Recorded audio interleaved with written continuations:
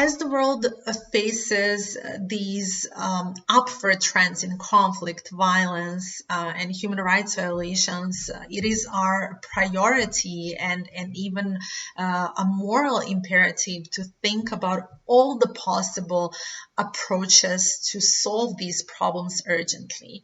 All the negative trends are telling us that we need allies in achieving peace, and I believe that technologies can be one of these allies. Context is extremely important, and the utilization of new technologies in conflict and post-conflict zones, and in general in sustaining peace, is opening this question of access.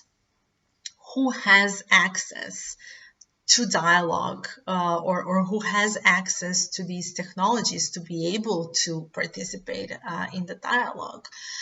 How truly inclusive it is if only people with smartphones can participate in focus groups. We always ask ourselves, can this problem and should this problem be solved with technologies?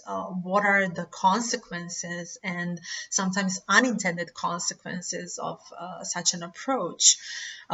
Before we apply certain technology, we first need to know what are the deep causes, what are the real causes of a certain problem, and we need to know what are the underlying inequalities and vulnerabilities. And let me emphasize this: the digital peace building is not replacing and should not replace local and grassroots peace building, which often relies on this in-person contacts and human trust. I believe that trust is a core of peace building. But COVID-19 is showing us that there are places and situations and crisis where we can think into this direction and maybe using, where applicable and when applicable, technology to actually build this trust